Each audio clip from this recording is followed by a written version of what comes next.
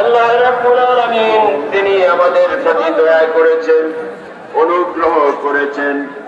আল্লাহ পাক বলেন, আলাম তারাউ আন্নাল্লাহা সাখখারা লাকুম মা ফিস সামাওয়াতি ওয়া মা ফিল আরদ। এই আকাশ জমিনকে আমি কি তোমাদের জন্য সেবার জন্য নিয়োজিত করি নাই? وسخر لكم الليل والنهار, রাত্র দিনকে আমি তোমাদের জন্য খেদমতের জন্য নিয়োজিত করেছি।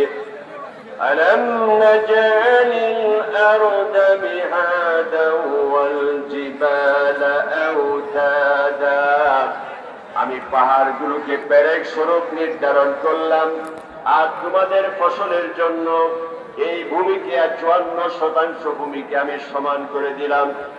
وجعلنا الليل لباسا وجعلنا النهار معاشا, রাতকে করেছি তোমাদের জন্য আবরণ স্বরূপ, যাতে করে তোমরা ঘুমাইতে পারো। আর